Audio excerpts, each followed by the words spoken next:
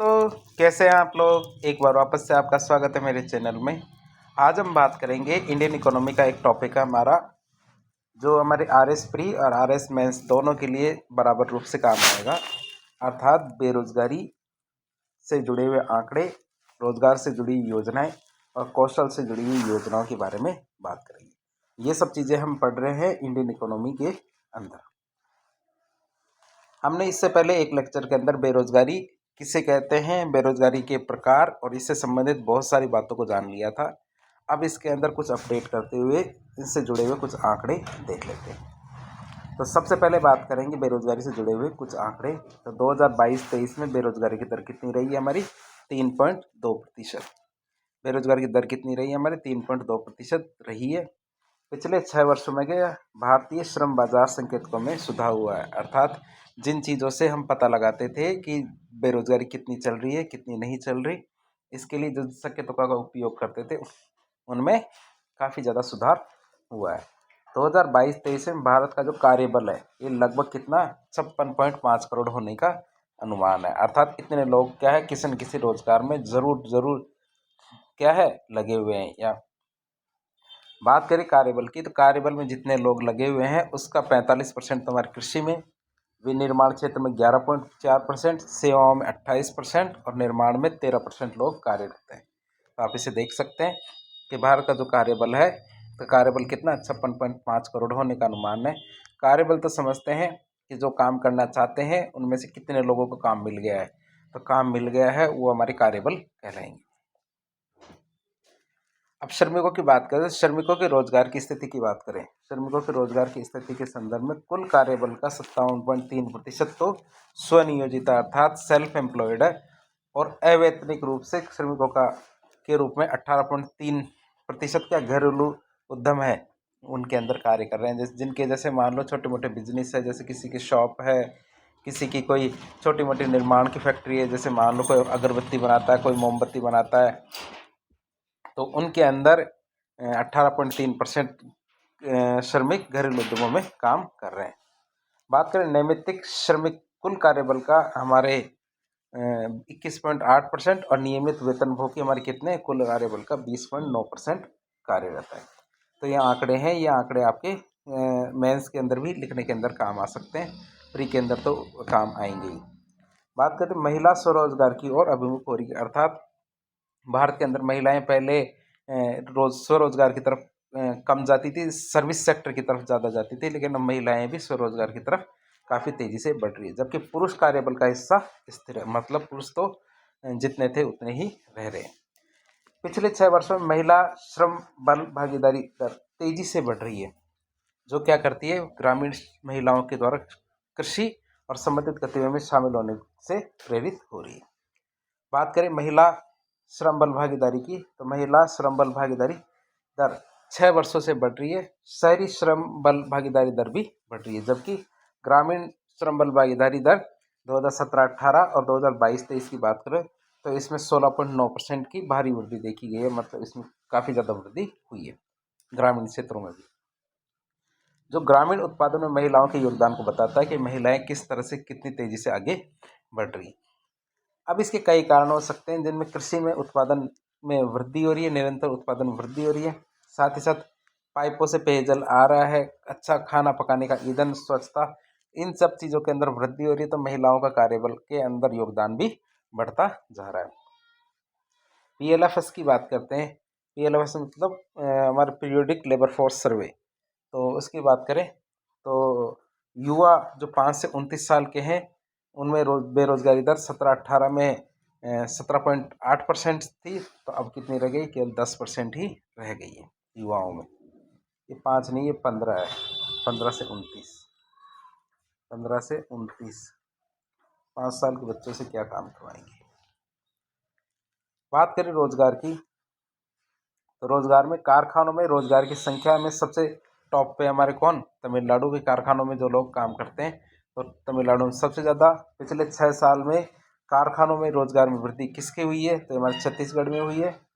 छोटे कारखानों की तुलना में बड़े कारखानों में रोजगार बढ़ रहा है। खाद्य उत्पादन की बात करें तो खाद्य उत्पादन से जुड़े कारखानों में सबसे ज़्यादा रोजगार मिला है। क्या खाद्य उत्पादन से जुड़े जितने भी कारखाने हैं उनमें क्या सबसे ज़्यादा रोजगार प्राप्त हुआ है। पिछले 5 सालों में रोजगार में सबसे ज़्यादा वृद्धि कहाँ हुई है? कंप्यूटर और इलेक्ट्रॉनिक्स विभाग में। तो किस विभाग में सबसे ज़्यादा वृद्धि हुई है? हमारे कंप्यूटर और इलेक्ट्रॉनिक्स विभाग में सबसे ज़्यादा वृद्धि हुई है। अब बात करें रोजगार सृजन को बढ़ावा देने के लिए सरकार की पहल की बात करें तो सरकार की कौन कौन सी पहलें रोजगार को बढ़ावा देने के लिए की जा रही है। पहली पहल आती है हमारे राष्ट्रीय कैरियर सेवा या NCS पोर्टल। राष्ट्रीय कैरियर सेवा क्या है? हमारे माननीय प्रधानमंत्री जी के द्वारा 20 जुलाई 2015 को शुरू की गई थी। एक पंचवर्षीय मिशन मोड परियोजना थी। 5 साल के लिए एक मिशन मोड परियोजना थी। कौन सी? राष्ट्रीय कैरियर सेवा, जो हमारे प्रधानमंत्री जी ने कब शुरू की थी? 20 जुलाई 2015 को। एक राष्ट्रीय ICT कार्य आधारित पोर्टल युवाओं की जो आकांक्षाएं उनके साथ सुनहरे अवसर कनेक्ट करने के लिए मुख्य रूप से इसको विकसित किया गया था। और ये पोर्टल है नौकरी चाहने वाले, नौकरी देने वाले और कौशल प्रदाता, कैरियर सलाहकार आदि के पंजीकरण की सुविधा, रोजगार और कैरियर संबंधी सेवाएं देता है। कौन? राष्ट्रीय कैरियर सेवा पोर्टल। अर्थात इसके अंदर जिसको रोजगार चाहिए वो भी अपने आप को रजिस्टर करा सकता है, जिसको रोजगार देना है अर्थात सेवा प्रदाता ये भी अपने आप को रजिस्टर करा लेता है। तो इससे क्या है, लोगों को रोजगार प्राप्त करने में बहुत आसानी हो रही है। पोर्टल की बात करें तो पोर्टल के एक बेहद पारदर्शी और उपयोगकर्ता के अनुकूल तरीके से नौकरी मिलान सेवाएं प्रदान करता है। अर्थात ये पोर्टल क्या करता है? नौकरी लेने वालों और नौकरी देने वालों दोनों को आपस में जोड़ने का कार्य करता है। कैरियर परामर्श सामग्री के साथ साथ भी ये सुविधाएं क्या है? कैरियर केंद्रों, मोबाइल उपकरणों, CSC आदि जैसे कई चैनलों के माध्यम से पोर्टल के द्वारा वितरित की जाती है। तो ये हमारा पोर्टल काफ़ी काम का है। यदि आप भी बेरोजगार हैं तो इसके अंदर जाके अपने आप को रजिस्टर कर सकते हैं, जिससे आपको काफ़ी फायदा होगा। फिर आता है अगली पहल आती है हमारी कौन सी? ई-श्रम पोर्टल। कौन सी पोर्टल है? ई-श्रम पोर्टल की हम बात करें तो ई-श्रम पोर्टल क्या है? असंगठित श्रमिक है हमारे, क्या जितने असंगठित क्षेत्र में काम करने वाले श्रमिक है इनका पहला राष्ट्रीय डेटाबेस बनाने की कोशिश है, जिसमें 29 करोड़ से ज़्यादा श्रमिकों को तो पंजीकृत कर दिया गया है। इस पोर्टल को है ना रोजगार सर्च को सुविधाजनक बनाने के लिए NCS portal, national career portal है, इसके साथ जोड़ दिया गया ताकि इनको जो यदि ये बेरोजगार होते हैं तो इनको आसानी से अच्छा रोजगार दिलाया जा सके। और इसका उद्देश्य क्या है? विभिन्न केंद्रीय मंत्रालयों, विभागों के साथ प्रासंगिक पोर्टलों के साथ एकीकृत करना है ताकि असंगठित कामगारों को एक ही स्थान पर केंद्र सरकार की जो बहुत सारी योजनाएं उन तक उनकी पहुंच बनाई जा सके। अब बात करें ई श्रम पोर्टल की तो देश भर में 38 करोड़ जो असंगठित श्रमिक है इनको इनके अंदर पंजीकृत करना है हमारा उद्देश्य। अब ई श्रम पोर्टल में क्या होगा? ई श्रम पोर्टल में 12 अंकों का एक विशिष्ट नंबर दिया जाएगा। जो अपने आप को रजिस्टर करेंगे इसके अंदर उनको 12 अंकों का एक विशिष्ट नंबर दिया जाएगा। 2 लाख का दुर्घटना बीमा दिया जाएगा और 1 लाख का विकलांग बीमा दिया जाएगा कि यदि मृत्यु हो जाती है तो 2 लाख रुपए और यदि विकलांग हो जाते हैं तो 1 लाख रुपए का बीमा दिया जाएगा। तो आप देख सकते हैं ई श्रम पोर्टल पे जो भी रजिस्टर करेंगे श्रमिक उनको 12 अंकों का एक विशिष्ट नंबर दिया जाए। आगे आती है हमारी अगला कार्यक्रम प्रधानमंत्री रोजगार सृजन कार्यक्रम, prime minister employment generation programme. सरकार क्या है? गैर कृषि क्षेत्र में नई नौकरियों की स्थापना के लिए क्या कि सरकार गैर कृषि क्षेत्र में नई इकाइयों की स्थापना में जो उद्यमियों को सहायता करने के लिए, उद्यमी होते हैं उनको सहायता करने के लिए प्रधानमंत्री रोजगार सृजन कार्यक्रम का कार्यान्वयन कर रही है। अब इस कार्यक्रम का उद्देश्य क्या है? जो हमारे पारंपरिक कारीगर है, ग्रामीण और शहरी बेरोजगार युवा है, उनको घर पर ही रोजगार दिलवाना है। क्या करना है? घर पर ही रोजगार दिलवाना है ताकि वह गाँवों से शहरों की तरफ पलायन ना करें। प्रधानमंत्री रोजगार सृजन कार्यक्रम केंद्र सरकार के द्वारा शुरू की गई क्या है? एक क्रेडिट लिंक्ड सब्सिडी योजना है। क्या? क्रेडिट लिंक्ड सब्सिडी योजना है। बात करें इस योजना की शुरुआत क्या वर्ष 2008 में प्रधानमंत्री रोजगार योजना और ग्रामीण रोजगार सृजन कार्यक्रम इन दोनों को मिलाकर के की गई थी। अब केंद्रीय सूक्ष्म लघु और मध्यम उद्यम मंत्रालय है, इसके तहत संचालित इस योजना का क्रियान्वयन कौन कर रहा है? खादी और ग्रामोद्योग आयोग अर्थात KVIC ये कर रहा है। तो हम देख सकते हैं ये योजना। अब इसके उद्देश्य क्या है? उद्देश्य तो आसानी है क्या है? स्वरोजगार से जुड़े हुए नए उपक्रम, सूक्ष्म उद्यमों, परियोजनाओं इनके विकास को बढ़ावा देना है। और बढ़ावा देकर क्या करना है, ग्रामीण और शहरी क्षेत्रों में रोजगार के अवसर पैदा करने, ताकि कैसे रोजगार उत्पन्न करने में सूक्ष्म नए उपक्रम और जो कोई नई परियोजना है तो यदि ये कोई करना चाहता है तो उसको ही सहायता देंगे। ग्रामीण क्षेत्रों से शहरों की तरफ युवाओं के पलायन को रोकना हमारे देश का सबसे बड़ा उद्देश्य है। क्यों और कैसे करेंगे, हम गाँव में सुविधाएं बढ़ाकर, और इससे क्या देश और शहरी और ग्रामीण क्षेत्रों में बेरोजगार युवा हैं और कलाकार, इनके लिए स्थायी रोजगार का प्रबंधन करना है। फिर पात्रता की बात करें, कोई भी व्यक्ति जिसकी आयु 18 साल से ऊपर है वह इसका पात्र है। इस कार्यक्रम के तहत केवल नई इकाइयों की स्थापना के लिए ही सहायता दी जाती है, कोई पुरानी इकाई है तो उसके लिए नहीं होगी। इस कार्यक्रम के तहत विनिर्माण क्षेत्र में 10 लाख से अधिक की परियोजनाओं और सेवा क्षेत्र में 5 लाख से अधिक की विनिर्माण क्षेत्र में 10 लाख से अधिक की परियोजना होनी चाहिए, देख सकते हैं। और सेवा क्षेत्र में क्या 5 लाख की परियोजना है। तो इनके लिए शैक्षणिक योग्यता के तौर पर लाभार्थी को कम से कम कितना 8वीं पास तो होना ही चाहिए। वैसे तो शैक्षणिक योग्यता इतनी खास बात नहीं होती है, लेकिन मिनिमम 8वीं पास तो होना ही चाहिए। हमारी अगली योजना आती है दीनदयाल अंत्योदय योजना, राष्ट्रीय शहरी आजीविका मिशन। इस मिशन का उद्देश्य क्या है, जो हमारे शहरी गरीब परिवार है उनको स्वरोजगार और कुशल मजदूरी रोजगार के अवसर प्रदान करने के योग्य बनाना है। क्या करना है, हमारी जो शहरी ग्रामीण परिवार है उनको स्वरोजगार और कुशल मजदूरी रोजगार के अवसर प्राप्त करने में उनको सक्षम बनाना है, जिससे क्या होगा, उनकी गरीबी और संवेदनशीलता कम होगी, जिसके परिणाम स्वरूप क्या स्थायी आधार पर उनको आजीविका में काफी सुधार हो सकता है। योजना का नाम क्या है, दीनदयाल अंत्योदय योजना, राष्ट्रीय शहरी आजीविका मिशन। अगला आता है हमारा प्रधानमंत्री मुद्रा योजना। क्या प्रधानमंत्री मुद्रा योजना क्या है, स्वरोजगार को सुविधाजनक बनाने के लिए सरकार के द्वारा प्रधानमंत्री मुद्रा योजना चलाई जा रही है। इसके तहत का सूक्ष्म लघु व्यवसाय उद्यमों और व्यक्तियों को 10 लाख रुपए तक के कोलेटरल फ्री ऋण दिए जाते हैं। क्या कोलेटरल फ्री ऋण दिए जाते हैं इसके अंतर्गत, ताकि वो क्या करें, अपनी व्यवसायिक गतिविधियों को स्थापित करने और विस्तारित करने में सक्षम हो गए। अब बात करें अगली योजना आती है हमारी स्टैंड अप इंडिया।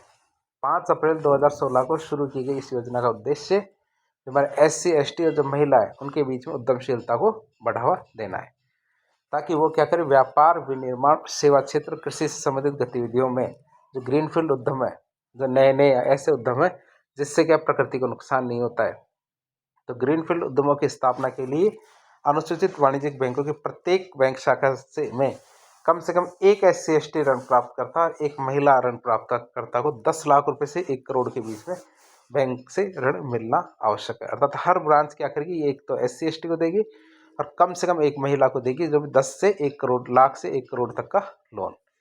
किसके अंतर्गत, स्टैंड अप इंडिया योजना के तहत। 2019-20 में स्टैंड अप इंडिया योजना को वर्ष 2020 से 25 में 15वें वित्त आयोग की अवधि के साथ पूरी अवधि के लिए बढ़ा दिया गया, अर्थात 2025 तक ये चलेगी। और ये किसकी सिफारिश पर, 15वें वित्त आयोग की सिफारिश पर बढ़ा दिया गया। फिर आती है हमारी अगली योजना स्टार्टअप इंडिया योजना। इसे 2016 में लॉन्च किया गया था। ये देश में नवाचार के पोषण और नवोदित जो उद्यम है उनको अवसर प्रदान करने के लिए एक मजबूत स्टार्टअप पारिस्थितिकी तंत्र बनाने की एक ऐसी कल्पना रखी है। अब इसमें क्या करना है, हमें नवाचार का पोषण करना है। यदि किसी व्यक्ति के पास नए नए विचार है तो उसके विचार कहीं दब ना जाए, इसलिए उसको क्या वित्तीय प्रोत्साहन देके उनके जो उद्यम है उसको वास्तविकता में आगे बढ़ाना है। और जो नवोदित उद्यम है, नए नए उद्यम शुरू हो गए, उनको क्या मजबूत स्टार्टअप पारिस्थितिकी तंत्र बनाने में मदद करनी है। अब ये क्या करना है, ये 3 क्षेत्रों पर केंद्रित है। हमारा जो स्टार्टअप इंडिया पहल है ये क्या है, 3 क्षेत्रों पर केंद्रित है। एक तो सरलीकरण और हैंड होल्डिंग, अर्थात कि सरलीकरण का मतलब होता है कि जैसे जैसे उद्यम लगेंगे तो उसमें जैसे कोई लाइसेंस लेना है, कोई अप्रूवल लेना है, कोई नियम के अंतर्गत यदि कोई प्रावधान है, तो ये सब चीज़ों को क्या है, सरल किया जाएगा। अर्थात एक ही जगह पे जैसे हमारी RFC है, इसके अंडर जो हमारे वो क्या कहते हैं ना कि एक ही जगह पे इकट्ठे हो जाते हैं तो वो सारी सुविधा दी जाती है। सिंगल विंडो ऑपरेशंस होते हैं, तो वो सारी सुविधाएं दी जाती है किसमें, इसमें। तो इस पहल में सरलीकरण और हैंड होल्डिंग ये क्षेत्र है। दूसरा, वित्त पोषण और सहायता और प्रोत्साहन अर्थात पैसों की सहायता दी जाएगी। उद्योग, अकादमी और भागीदारी और इंक्यूबेशन ये भी किया जाएगा। इंक्यूबेशन का मतलब होता है जब उद्यम नया नया होता है तो उसमें कोशिश की जाती है कि वो नए नए में जितनी सहायता हो सके उसको दी जाए। जैसे मान लो टेक्नोलॉजी के क्षेत्र में कोई उद्यम है तो नया नया उद्यम होगा तो सरकार के द्वारा, जैसे कोई यूनिवर्सिटी है, आईआईटी है, एनआईटी है, इन कॉलेजों से इनको टेक्नोलॉजी के रूप में क्या है बहुत सारी सहायता देने की कोशिश की जाती है। सरकार के द्वारा सरलीकरण, हैंड होल्डिंग, फंडिंग सपोर्ट और इंसेंटिव, इंडस्ट्री, एकेडमिया पार्टनरशिप और इंक्यूबेशन, इनके निरंतर प्रयासों के कारण उद्योग और आंतरिक व्यापार वाणिज्य व्यापार संवर्धन विभाग DPIIT इनके द्वारा मान्यता प्राप्त स्टार्टअप की संख्या 2016 में तो 300 थी, लेकिन 31 दिसंबर 2023 को ये कितनी हो गई, 1,17,254 हो गई है, अर्थात 300 से बढ़ के इतनी हो गई है। फिर एक अगली योजना आती है प्रधानमंत्री श्रम योगी मानधन योजना। कौन सी है? श्रम योगी मानधन योजना की बात करें तो हमारे श्रम और रोजगार मंत्रालय के द्वारा चलाई जा रही है। 18 से 40 साल के बीच के असंगठित श्रमिक हैं, जैसे हमारे धोबी है, नाई, ये सब इसके अंदर अपने आप को रजिस्टर कर सकते हैं, जिनकी मासिक आय क्या 15,000 से कम है। न्यूनतम पेंशन दी जाएगी इसमें कम से कम कितने, 3,000 रुपये। बस वो क्या होना चाहिए, जैसे NPS, ये EPFO, आयकर, ये सब नहीं होना चाहिए उसके पास, मतलब वो इनकम टैक्स देने वाला भी नहीं होना चाहिए, EPFO भी नहीं होना चाहिए, और फिर क्या NPS, ऐसी चीज़ें उसके पास सुविधाएं नहीं होनी चाहिए। तो ये हमारे आती है प्रधानमंत्री श्रम योगी मानधन योजना। फिर आती है प्रधानमंत्री स्वनिधि योजना। कौन सी आती है? प्रधानमंत्री स्वनिधि योजना। तो केंद्रीय आवास और शहरी विकास मंत्रालय, जो ministry of housing and urban affairs है, इसके द्वारा छोटे दुकानदार और जो फेरी वाले हैं उनको आर्थिक रूप से सहयोग देने के लिए, क्या छोटे दुकानदार फेरी वाले उनको आर्थिक रूप से सहयोग देने के लिए प्रधानमंत्री स्ट्रीट वेंडर्स आत्मनिर्भर निधि, अर्थात जिसे कहते हैं PM स्वनिधि, PM स्वनिधि नाम की योजना शुरू की गई है। ये योजना हमारे कोरोना काल में की गई थी। किस काल में? कोरोना काल में, अर्थात जो 14 मई 2020 में शुरू की गई थी। 50 लाख जो असंगठित क्षेत्र है इन लोगों को ये सुविधा दी जा रही है।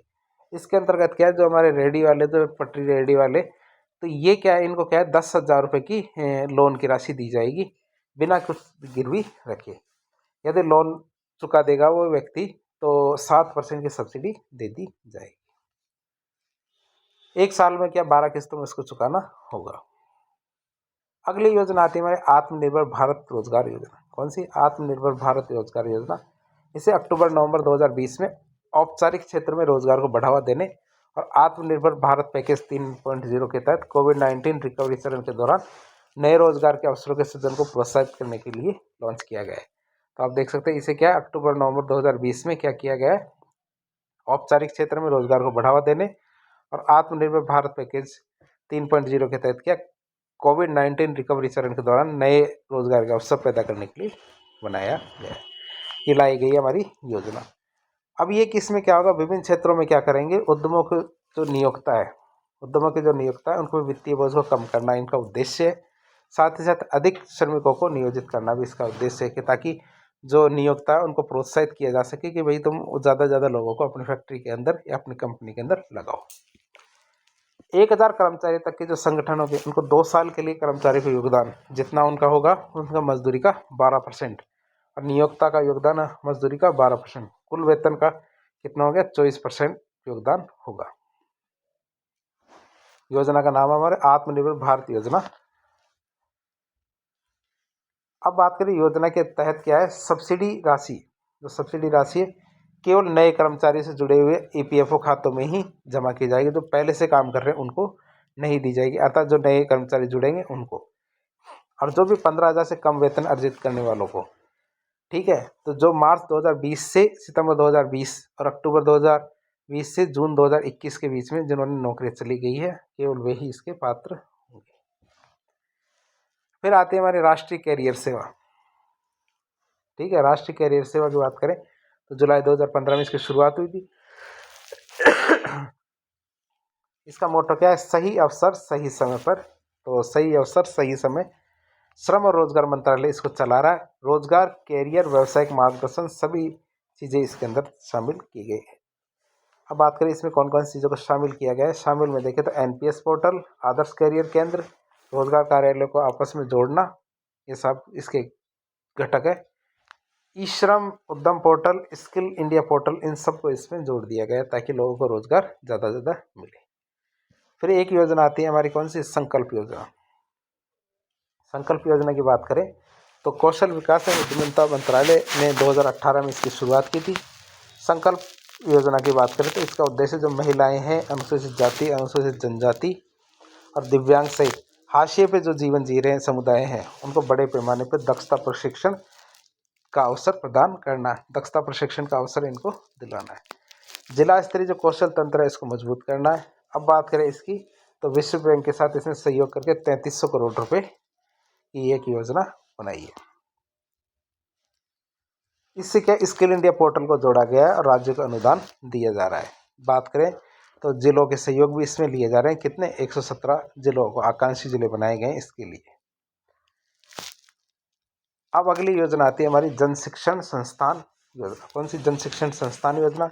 इसके अंदर किनको शामिल किया जाएगा, इनमें हमारे जो गैर साक्षर, बिल्कुल पढ़े हुए लिखे नहीं है, नव साक्षर मतलब केवल अक्षर ज्ञान है जिनको, 12वीं के बाद पढ़ाई छोड़ देने वाले, इन सबको प्रशिक्षण किया जाएगा। और वो क्या होने चाहिए, 15 से 45 साल के युवा होने चाहिए। एनजीओ इनमें क्या है, स्किल देगा। जन शिक्षण संस्थान योजना के तहत सरकार एनजीओ को एक मुश्त वार्षिक सहायता देगी। और इनके अंदर किनको शामिल किया जाएगा, एससी, एसटी, ओबीसी और महिलाओं को शामिल किया जाएगा। योजना का नाम क्या है, जन शिक्षण संस्थान योजना। एनजीओ को सरकार पैसे दे देगी। फिर आता है एक विषय के रूप में श्रम, भारत के संविधान की समवर्ती सूची में शामिल कर लिया गया है। सरकार ने वर्ष 2002 में राष्ट्रीय श्रम आयोग के द्वारा की गई एक सिफारिश के अनुसार श्रम कानूनों को सरलीकरण को बढ़ावा दिया है। सरकार ने 2015 से 2019 तक के जो हितधारक और जनता के साथ व्यापक परामर्श के बाद, हितधारक और जनता के साथ बातचीत करने के बाद 2019 और 2020 में 29 केंद्रीय कानूनों को श्रम संहिताओं में तर्कसंगत बनाया और उनको शामिल किया है। अब इसका उद्देश्य क्या, रोजगार सृजन को बढ़ावा देना और श्रमिकों को ऐसे विधानों के जाल से मुक्त कराना है जिनमें कई की उत्पत्ति कब हुई थी, जब आज़ादी से पहले की। श्रम से संबंधित जो परिभाषाएं, प्राधिकरण की बहुलता, इसको कम करना, अर्थात बहुत सारे प्राधिकरण हैं, बहुत सारी परिभाषाएं, किस चीज़ को किस में शामिल किया है, इन सबको सरल बनाना है। श्रम कानूनों को लागू करने में भी क्या करना है, पारदर्शिता, जवाबदेहिता सुनिश्चित करना है, प्रौद्योगिकी के उपयोग को बढ़ावा देना है। इसके बाद क्या हुआ है, इसके बाद हमारे 4 श्रम संहिताएं, अर्थात वेतन संहिता 2019, औद्योगिक संबंध संहिता 2020, सामाजिक सुरक्षा संहिता 2020, व्यावसायिक सुरक्षा स्वास्थ्य कार्य संहिता 2020 अधिनियमित किए गए। वेतन संहिता 2019 को तो 8 अगस्त 2019 को अधिसूचित किया और शेष सारी को 29 सितंबर 2020 को अधिसूचित किया गया है। अर्थात जो हमारी श्रम संहिताएं हैं उनको अपडेट किया गया है ताकि जो हमारी आज़ादी से पहले की जो कानून बने हुए हैं इनको जो, और या फिर जो कठिन कानून है उनको आसान बनाया जा सके। फिर आती है हमारी चौथी औद्योगिक क्रांति। क्या आती है, चौथी औद्योगिक क्रांति। तो चौथी औद्योगिक क्रांति के बारे में बात करें तो साइबर भौतिक प्रणालियाँ, इंटरनेट ऑफ थिंग्स जिनको IoT कहते हैं, बड़े डेटा, नैनो प्रौद्योगिकी, नेटवर्क के माध्यम से समाज के भीतर अंतर्निहित हो रही है। Machine learning, AI, blockchain, genetic engineering, quantum computing, उन्नत एनालिटिक्स, स्वचालन, उन्नत विनिर्माण प्रौद्योगिकी के विकसित रूप, इस तकनीकी क्रांति का गठन करने के कुछ उदाहरण। अर्थात जो हमारी चौथी औद्योगिक क्रांति, तो इसके अंदर क्या क्या चीज़ें आ रही है, हमारे internet of things, blockchain, machine learning, अर्थात जो टेक्नोलॉजी की जितनी भी चीज़ें हैं इनको बढ़ावा देना है। इस नई उभरती हुई क्रांति की पृष्ठभूमि में क्या, भारत में नौकरी बाजारों का भविष्य एक महत्वपूर्ण परिवर्तन के दौर से गुजर रहा है, जैसा कि पूरी दुनिया में हो रहा है कि हम भी उसी क्रांति के दौर में जा रहे हैं। बात करें तो वर्ल्ड इकोनॉमिक फोरम क्या है, फ्यूचर ऑफ जॉब्स रिपोर्ट आई है। इसके अनुसार अगले 5 सालों में वैश्विक स्तर पर 23% नौकरियां बदलाव होने की संभावना है। 23% नौकरियां बदल जाएगी हमारे किसमें, चौथी औद्योगिक क्रांति के अंदर। फिर आती है हमारे भारत में आर्टिफिशियल इंटेलिजेंसी। क्या आती है, भारत में आर्टिफिशियल इंटेलिजेंसी की बात करें तो भारत के विश्व स्तर पर आर्टिफिशियल इंटेलिजेंसी में अग्रणी होने के बावजूद बहुत पहले शोध नहीं किया गया। अर्थात भारत में इतना शोध नहीं हुआ, फिर भी है ना अग्रणी राष्ट्र है हमारा आर्टिफिशियल इंटेलिजेंसी में। यह अंतर के इस क्षेत्र में अनुसंधान विकास की आवश्यकता को सामने लेके आता है। 2019 में चीन के द्वारा एक प्रकाशित एआई संबंधित शोध पत्र नंबर, हमारे शोध पत्र कितने हो गए, 1,02,161। उसके बाद अमेरिका 74,000, भारत में 23,000, जो चीन के 1/4 भी नहीं है। अर्थात भारत में आर्टिफिशियल इंटेलिजेंसी में बहुत पीछे चल रहा है, चीन के मुकाबले तो बहुत पीछे चल रहा है। यदि वैश्विक रोजगार की बात करें तो आर्टिफिशियल इंटेलिजेंसी 40% क्या है एआई के संपर्क में है दुनिया के रोजगार। भारत के लिए एआई के अत्यधिक संपर्क में रोजगार कितने 26% ही रहे, इतने ज़्यादा नहीं। कैपिटल इकोनॉमिक्स के अनुसार बात करें तो भारत में एआई का वर्तमान प्रसार और अनुकूलन अमेरिका, यूरोप और एशियाई जो टाइगर्स है इनकी तुलना में कम है। आर्टिफिशियल इंटेलिजेंस ने भारत में तकनीकी कृषि तकनीक, उद्योग, मोटर वाहन, स्वास्थ्य सेवा, बीएसएसआई और खुदरा क्षेत्र में जो महत्वपूर्ण वृद्धि की है। तो आर्टिफिशियल इंटेलिजेंस ने ये हमारे सेक्टर है इसमें बहुत तगड़ी वृद्धि की है। महत्वपूर्ण उदाहरणों की बात करें तो इसमें इंटेला लैब्स के द्वारा संचालित विश्व का सबसे बड़ा बागवानी एक्सचेंज प्रमाण एक्सचेंज ये शामिल है। किसके अंतर्गत? आर्टिफिशियल इंटेलिजेंस के तहत, जो क्या कहता है बागवानी उत्पादों की गुणवत्ता को मापने के लिए एक कंप्यूटर विजन का उपयोग करता है। अर्थात सामान कैसा है इसको तुरंत चेक कर सकता है। बात करें सरकार ने एआई सक्षम पारिस्थितिकी तंत्र सुनिश्चित करने और एआई को देश के युवाओं को से जोड़ने के लिए कई पहलों की शुरुआत की है, जिनमें हमारे आता है future skills Primus, UI youth for उन्नति एंड डेवलपमेंट विद एआई। ये हम थोड़े से आगे इसको डिटेल से पढ़ेंगे। ये जो पहल है इसके अंदर क्या है, स्कूली छात्राओं के लिए एक राष्ट्रीय कार्यक्रम और फिर हमारे रेस्पॉन्सिबल एआई फॉर यूथ, ये दोनों चीज़ें शामिल की गई है। भारत के एआई मिशन के लिए 2024 में 10,300 करोड़ रुपए का बजट पारित किया है, जो आर्टिफिशियल इंटेलिजेंस जो पारिस्थितिकी तंत्र है इसको सुदृढ़ करने में काम आएगा। अब यूआई पहल की बात करें, जो हमने अभी नाम देखा था, तो यूआई पहल की बात करें तो यूआई पहल क्या है,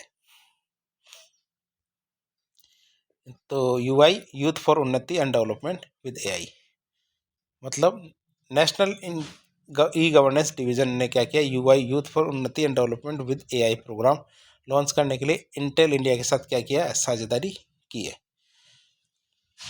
जो आर्टिफिशियल इंटेलिजेंस है, तो आर्टिफिशियल इंटेलिजेंस की गहरी समझ को बढ़ावा देने के लिए देश भर में कक्षा 8 से 12 तक के जो स्कूली छात्र हैं इनको प्रासंगिक मानसिकता कौशल सेट, उन्हें मानव केंद्रित डिजाइन और एआई के उपयोगकर्ता बनाने के लिए सशक्त बनाती है। ये चीज़ें, ये कार्यक्रम क्या करता है, छात्रों को यह समझने और पहचानने के लिए व्यवहारिक शिक्षा, ये कार्यक्रम क्या करता है, छात्रों को यह समझने और पहचानने के लिए एक व्यवहारिक शिक्षण अनुभव प्रदान करता है कि एआई तकनीक का उपयोग महत्वपूर्ण समस्याओं को निपटने और राष्ट्र के समावेशी विकास के लिए कैसे कर सकते हैं। तो आर्टिफिशियल इंटेलिजेंस के उपयोग के बारे में बताता कौन सा, हमारा यूआई कार्यक्रम। फिर बात करें गिग इकोनॉमी की ओर शिफ्टिंग। आप गिग इकोनॉमी के बारे में तो समझते होंगे, जो हमारे छुट्टे होते हैं, छुट्टे का मीन्स जैसे हमारे टीवी फ्रिज कूलर कुछ भी ख़राब हो जाता है तो हम जिनको कॉल करके बुला लेते हैं, आरओ ख़राब हो जाता है, कोई भी चीज़ घर के अंदर ख़राब हो जाती है तो हम फ़ोन करके बुलाते हैं। जो फ्रीलांसर्स होते हैं जिनको आते हैं 500 रुपये 1000 रुपये 1500 रुपये लेते हैं और आपका काम करके चल जाते हैं, तो ये काम करते हैं जैसे जोमेटो वाले। ये तो ये सब क्या होते हैं कि ये हमारे गिग इकोनॉमी के हिस्से होते हैं। गिग इकोनॉमी की बात करें तो इसमें हमारे freelancers, online platform workers, self नियोजित ऑन कॉल वर्कर्स और क्रिएटिव टैलेंट, ये सब चीज़ें शामिल होती है। 2020-21 में बात करें तो 77 लाख श्रमिक गिग इकोनॉमी काम कर रहे थे। गैर श्री कृषि कार्यबल का ये 12.6%, अब भारत में कुल कार्यबल का 1.5% थे जो हमारे गिग इकोनॉमी में काम कर रहे थे। विकसित अर्थव्यवस्थाओं की तुलना में बात करें तो विकासशील देशों में गिग अर्थव्यवस्था में भागीदारी ज़्यादा होती है। बात करें 2029-30 तक, क्या 2029-30 तक गिग कार्यबल के 2.35 करोड़ तक इसकी बढ़ने की उम्मीद है, अर्थात लगभग 1.5% हो जाएगी।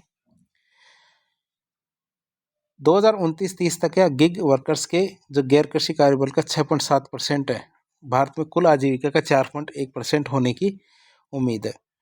भारतीय संदर्भ की बात करें तो भारतीय संदर्भ में विश्व स्तर पर गिग और प्लेटफॉर्म श्रमिकों के लिए प्रभावी सामाजिक सुरक्षा पहल का निर्माण एक महत्वपूर्ण मुद्दा रहा है, बड़ा महत्वपूर्ण मुद्दा रहा है। सामाजिक सुरक्षा संहिता गिग और प्लेटफॉर्म श्रमिकों को शामिल करने के लिए सामाजिक सुरक्षा लाभों के दायरे को विस्तार करने का एक महत्वपूर्ण प्रगति हुई है।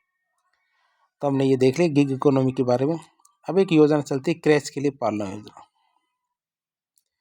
कौन सी क्रैच के लिए पालना योजना क्या है? श्रमिक और बाल विकास मंत्रालय की पालना योजना के तहत आंगनबाड़ी सह क्रैच पहल में संशोधन किया गया और इसे अप्रैल 2022 में मिशन शक्ति में शामिल कर लिया गया। और इस योजना का मुख्य उद्देश्य क्या है? मुख्य रूप से जो शहरी क्षेत्रों में मौजूद उस अंतर को दूर करना जहाँ परिवार के सदस्यों से बच्चों की देखभाल के लिए सहायता उपलब्ध नहीं है और अर्थव्यवस्था में महिलाओं के योगदान को सुविधाजनक बनाने के लिए संस्थागत समर्थन की जरूरत पड़ती है। तो इस अंतर को दूर करना है। सरकार का क्या लक्ष्य है? सरकार का लक्ष्य है इस योजना के तहत 7,000 जो आंगनबाड़ी सह क्रैच स्थापित करना है, जिसमें दिसंबर 2023 तक 5,522 को तो मंजूरी मिल गई है। ग्रामीण और शहरी क्षेत्रों में व्यापक कवरेज इस योजना को हो रहा है, जिससे उनको काफ़ी लाभ हो रहा है। अब हम देखेंगे कौशल निर्माण में क्या क्या विकास किया जा रहा है। कौशल निर्माण में विकास की बात करें तो विश्व कौशल प्रतियोगिता 2022 में भारत को 11वां स्थान मिला है। केवल 4.4% युवा कार्यबल औपचारिक रूप से कौशल है हमारे देश की। वर्ल्ड स्किल्स प्रतियोगिता वर्ल्ड स्किल्स इंटरनेशनल का एक बहुत महत्वपूर्ण कार्यक्रम है जो हर 2 साल में आयोजित किया जाता है। यह सबसे बड़ा व्यावसायिक शिक्षा और कौशल उत्कृष्टता कार्यक्रम है। भारत के दुनिया में कुल कृषि योग्य भूमि का 11.2% के साथ संपन्न है। दूध, दालों और जूट के साथ भारत के पहले स्थान पे। बात करें फल सब्जियों में दूसरे स्थान पे भारत, अनाज में तीसरे स्थान पे, कृषि निर्यात में और प्रसंस्करण खाद्य निर्यात की हिस्सेदारी विश्व और वित्त वर्ष 2015 में 13.7% थी, जो 2023 में 25% हो गई, लगभग डबल हो गए। जो हमारे खाद्य प्रसंस्करण के जो निर्यात है वो। नासिक महाराष्ट्र में स्थित एक कृषि प्रसंस्करण इकाई सह्याद्री किसान उत्पादक कंपनी इस क्षेत्र में कृषि नवाचार और राष्ट्र सामाजिक आर्थिक विकास के प्रतीक के रूप में काफ़ी तेजी से उभरी है। कौन सी? महाराष्ट्र की कृषि प्रसंस्करण इकाई कौन सी? सह्याद्री कृषि उत्पादक कंपनी। अब हम बात करेंगे कौशल विकास के लिए कौन कौन सी योजनाएं चल रही है। इसके लिए कौशल विकास के लिए योजनाओं की बात करें तो प्रधानमंत्री कौशल विकास योजना, ये क्या निःशुल्क लघु अवधि के कौशल प्रशिक्षण और प्रमाणन करती है। वर्ष 2015 में योजना की शुरुआत के बाद से जो हमारे कितने व्यक्ति हो गए? ये है हमारे 1,42,67,888 व्यक्तियों को ट्रेनिंग दी जा चुकी है इसके अंतर्गत, और 1,13,72,668 व्यक्तियों को इसके अल्पकालिक प्रशिक्षण मतलब STT और विशेष परियोजनाओं को पूर्व शिक्षा के द्वारा पूर्व शिक्षा की मान्यता दी गई है। तो प्रधानमंत्री कौशल विकास योजना में बहुत सारे लोगों को प्रशिक्षण देना, कुल मिला के बात यह है, निःशुल्क अवधि का प्रशिक्षण देना और प्रमाण पत्र भी देने। जो RPL है घटकों के तहत प्रमाणित किया गया है। अधिक प्रासंगिकता और उद्योग कनेक्ट के लिए कई सुधार किए गए। अल्पकालिक प्रशिक्षण कार्यक्रमों में ऑन जॉब प्रशिक्षण का अनिवार्य समावेश किया गया है। देश भर में 1,000 से ज़्यादा शैक्षणिक संस्थानों को स्किल इंडिया सेंटर के रूप में विकसित किया गया है। बात करें आगे तो 8 क्षेत्रों में 119 नए युग और भविष्य के कौशल पाठ्यक्रम शुरू किए गए हैं। स्थायी व्यावसायिक अवसंरचनाओं के बिना संस्थाओं को प्रशिक्षण पारिस्थितिकी तंत्र में समाप्त कर दिया गया था। सभी योजनाओं में रोजगार कौशल को शामिल किया गया है। जो प्रधानमंत्री कौशल विकास योजना है इसके तहत प्रशिक्षित लोग हैं उनमें महिलाओं की भागीदारी 2016 में तो 42% थी, अब बढ़ के कितनी हो गई? 52% हो गई। अब हम बात करेंगे उद्यमिता प्रशिक्षण की। किसकी? उद्यमिता प्रशिक्षण की बात करें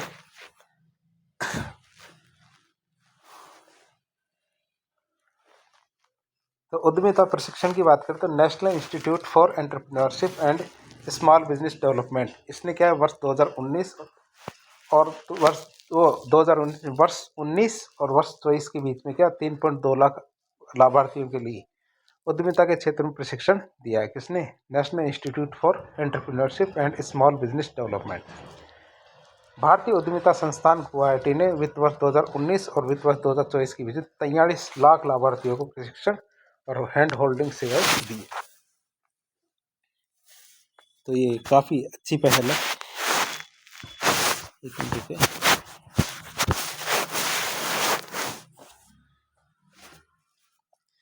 फिर आती है हमारी skill India digital hub platform.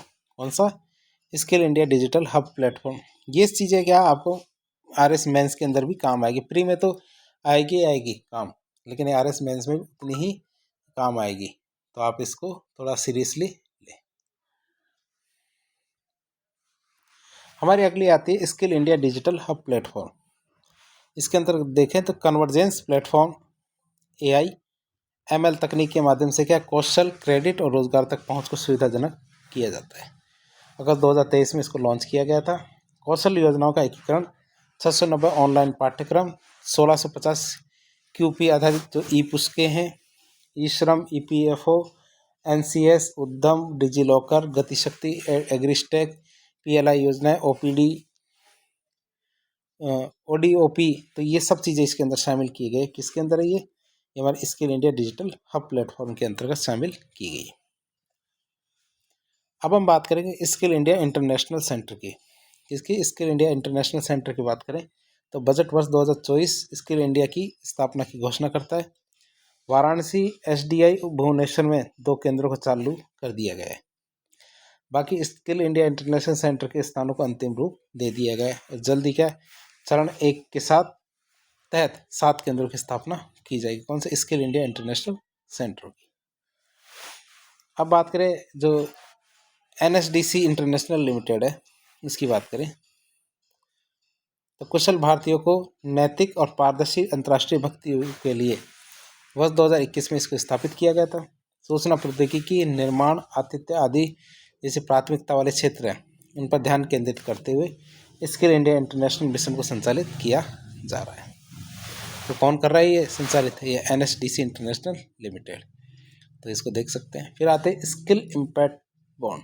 क्या स्किल इम्पैक्ट बॉन्ड की बात करें तो इसको 2021 में लॉन्च किया गया था। क्या किया गया है? इसको 2021 में लॉन्च किया गया है।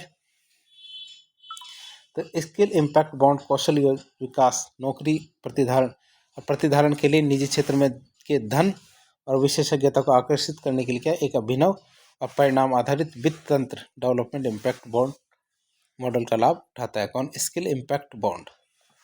इसमें कम से कम 60% महिलाएं, 50,000 युवाओं को प्रशिक्षित करने का लक्ष्य रखा गया है। ठीक है, 50,000 युवाओं को, जिसके अंदर 60% तो हमारी महिलाएं होंगी, कम से कम 30,000। इम्पैक्ट बॉन्ड इनपुट से ध्यान हटाकर प्रदर्शन और परिणामों पर ध्यान केंद्रित करते हैं।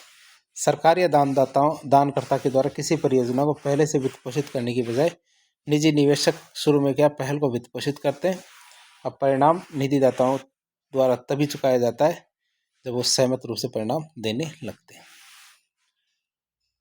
तो ये कौन सा? स्किल इम्पैक्ट बॉन्ड है। फिर आता है प्रधानमंत्री विश्वकर्मा कार्यक्रम। सितंबर 2023 में लॉन्च किया गया था। पारंपरिक उपकरणों के साथ काम करने वाले पारंपरिक कारीगरों, शिल्पकारों को मान्यता, कौशल उन्नयन, संपार्श्विक मुक्त ऋण और विपणन सहायता के लिए शुरू किया गया था। कौन सा? प्रधानमंत्री विश्वकर्मा कार्यक्रम।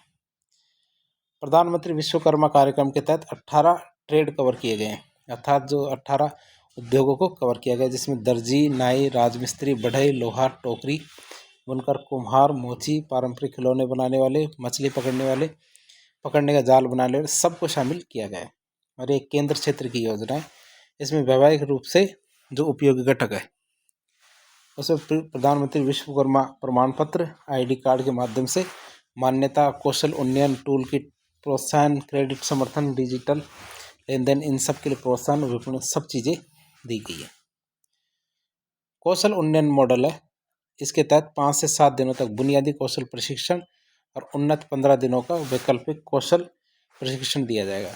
इसके मजदूरी के नुकसान की भरपाई के लिए 500 रुपये दिन का वजीफा दिया जाएगा और 1,000 रुपये का यात्रा भत्ता भी दिया जाएगा। तो ये देख रहे हैं हम, क्या 15 दिनों का दिया जाएगा। इसके अंदर 5 से 7 दिनों का बुनियादी कौशल दिया जाएगा। इसमें कौशल उन्नयन मॉडल में शुरुआत में 1 लाख रुपए का ऋण 18 माह के लिए, दूसरी बार 2 लाख का ऋण 30 माह के लिए दिया जाएगा। जब आप 1 लाख का ऋण चुका दोगे तो आपको 2 लाख का ऋण भी दे दिया जाएगा।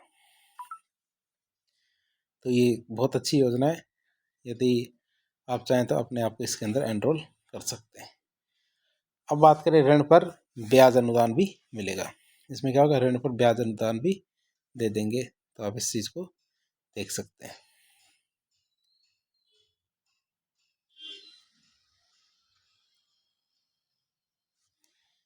आगे आता हमारा राष्ट्रीय शिक्षुता संवर्धन योजना। क्या राष्ट्रीय शिक्षुता संवर्धन योजना की बात करें तो अगस्त 2016 में एक कुशल कार्यबल की मांग को पूरा करने और औद्योगिक अर्थव्यवस्था को बढ़ावा देने और युवाओं को अनुभव सीखने के अवसर प्रदान करने के लिए इसको शुरुआत की गई थी। योजना का नाम क्या है? राष्ट्रीय शिक्षुता संवर्धन योजना। राष्ट्रीय शिक्षुता संवर्धन योजना की बात करें तो इसकी शुरुआत क्या अगस्त 2016 के अंदर की गई थी और वहाँ पे एक कुशल कार्यबल की मांग को पूरा करने के लिए और औद्योगिक अर्थव्यवस्था को बढ़ावा देने के लिए, युवाओं को अनुभव सीखने का अवसर बढ़ाने के लिए, तो इन सब के लिए क्या इसकी शुरुआत की गई थी। तो आप इसको देख सकते हैं। एक मिनट।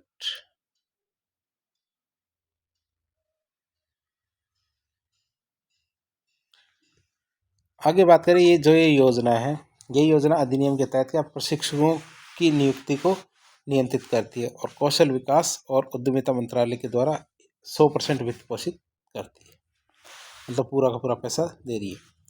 ये क्या करेंगे, इस योजना के तहत के वजीफे के 25% अधिकतम 1500 रुपये हर महीने की प्रतिपूर्ति दी जाएगी और ऐसा करके प्रतिष्ठानों को प्रोत्साहन मिलेगा और आंशिक रूप से जो बुनियादी प्रशिक्षण है इसकी लागत में भी समर्थन करेगी। राष्ट्रीय प्रशिक्षण योजना है, इसमें 6 महीने से 1 साल तक की अवधि के साथ साथ व्यवहारिक hand on the job training आधारित कौशल अवसर है। इनके लिए स्नातक, डिप्लोमा छात्रों और व्यावसायिक प्रमाण पत्र धारकों इनको शामिल किया गया है। तो ये बहुत अच्छी योजना है। आगे आता है हमारा प्रधानमंत्री कौशल विकास योजना 3.0। कौन सी? प्रधानमंत्री कौशल विकास योजना 3.0। तो कौशल विकास और उद्यमिता मंत्रालय ने भारत के जो युवाओं हैं तो युवाओं को रोजगार परक कौशल में दक्ष बनाने के लिए 300 से अधिक कौशल पाठ्यक्रम उपलब्ध करा करके क्या कर रहे हैं, प्रधानमंत्री कौशल विकास योजना 3.0 की शुरुआत की गई है। इसके लिए क्या 300 से अधिक पाठ्यक्रम है, उनमें दक्ष करना है हमें युवाओं को। इसको कौन चला रहा है? हमारे कौशल विकास और उद्यमिता मंत्रालय। बात करें इसके कवरेज की तो इसमें 717 जिले, 28 राज्य और 8 केंद्र शासित प्रदेश इनमें लॉन्च किया गया। प्रधानमंत्री कौशल विकास योजना क्या आत्मनिर्भर भारत की दिशा में एक बहुत बढ़िया कदम साबित हो रहा है। अब इसके कार्यान्वयन की बात करें तो इसे राज्य और संघ राज्य क्षेत्रों में और जिलों में अधिक जिम्मेदारी और समर्थन के साथ विकेंद्रीकृत संरचनाओं में लागू किया गया है। जिला कौशल समितियां, राज्य कौशल विकास मिशन, इनके मार्गदर्शन में जिला स्तर पर कौशल अंतर को दूर करने, मांग का आकलन करने में महत्वपूर्ण भूमिका निभाता है। अब इसकी बात करें कुछ विशेषताओं की तो यह योजना 948 करोड़ रुपए के खर्चे के साथ 2020-21 की योजना अवधि में 8 लाख उम्मीदवारों को कौशल प्रशिक्षण प्रदान करने की परिकल्पना करती है। 729 प्रधानमंत्री कौशल केंद्रों के द्वारा कौशल भारत के तहत प्रशिक्षण केंद्रों, 200 से अधिक औद्योगिक प्रशिक्षण संस्थानों, उनको सशक्त बनाने में कुशल पेशेवरों के एक मजबूत पूल के निर्माण के लिए 3.0 के तहत प्रशिक्षण दे रहा है। यह क्या युवाओं के लिए उद्योग से जुड़े अवसरों को बनाने के लिए प्रारंभिक स्तर पर व्यावसायिक शिक्षा का प्रचार प्रसार करेगा। राष्ट्रीय शिक्षा नीति 2020 भी समग्र विकास और रोजगार में वृद्धि के लिए व्यावसायिक प्रशिक्षण पर ध्यान केंद्रित करती है। कौन सी? हमारी राष्ट्रीय शिक्षा नीति 2020। इसके अंतर्गत क्या प्रशिक्षण के लिए बॉटम अप दृष्टिकोण को अपनाते हुए क्या रोजगार की पहचान की जाएगी जिसकी स्थानीय मांग स्तर पर मांग हो, जो युवाओं को कौशल अवसर से जोड़ेगी। अब बात करें नई कुछ बातें की खास बातें की। भारत 2047 तक विकसित अर्थव्यवस्था बनने का प्रयास कर रहा है, लेकिन साथ ही साथ वृद्धावस्था उम्र भी इससे बढ़ती जाएगी। एशियाई विकास बैंक की बात करें तो ageing well in India report की बात करें तो वृद्धावस्था निर्भरता अनुपात 2022 में 20% से बढ़कर 2050 में ये 30% से ज़्यादा हो जाएगी। अर्थात हमारे अभी तो 20% जनसंख्या वृद्ध है, 2050 में केवल क्या होगी? 30% जनसंख्या वृद्ध होगी। टाटा के द्वारा वित्त पोषित स्टार्टअप गुड फेलो या एक अग्रणी पहलू साबित हो रही है, जो अकेलेपन की चुनौती से निपटने का प्रयास कर रही है। इसे एक गंभीर स्वास्थ्य समस्या कह सकते हैं। कौन सा? ये स्टार्टअप है गुड फेलो, जो व्यक्तियों को मनोभ्रम और मानसिक गिरावट के लिए अधिक जोखिम में डाल रही है। ये स्टार्टअप भावनात्मक बुद्धिमत्ता और सहानुभूति रखने वाले जो युवा लोग हैं उनको ग्रैंडपल कहकर काम ग्रैंडपल कहकर काम पर रखता, ताकि वे संगति की चाह रखने वाले जो अकेले वरिष्ठ नागरिकों से बातचीत कर सके। और ये पारस्परिक लाभ के साथ साथ बहुपीढ़ी संचार और समझ को मजबूत करने का एक उत्कृष्ट उदाहरण भी है। तो इस तरह हमने रोजगार और जो कौशल से जुड़ी बहुत सारी चीज़ों को जानने की कोशिश की। तो इस प्रकार के इन्फॉर्मेटिव वीडियो देखने के लिए हमारे चैनल से जुड़े, और ये बहुत ही इम्पोर्टेंट टॉपिक है, इसको आप बार बार रिवीजन करें। हो सकता है कुछ चीज़ें आपको समझ में ना आई हो, लेकिन आप इसको प्रयास करेंगे तो आसानी से समझ लेंगे इसको। ये तो इकोनॉमिक्स का टॉपिक है, तो इसको लिख कर याद करें, समझने की पूरी कोशिश करें। क्योंकि जब परीक्षा में प्रश्न आएंगे तो ये आपके लिए काफ़ी उपयोगी साबित हो सकता है। धन्यवाद।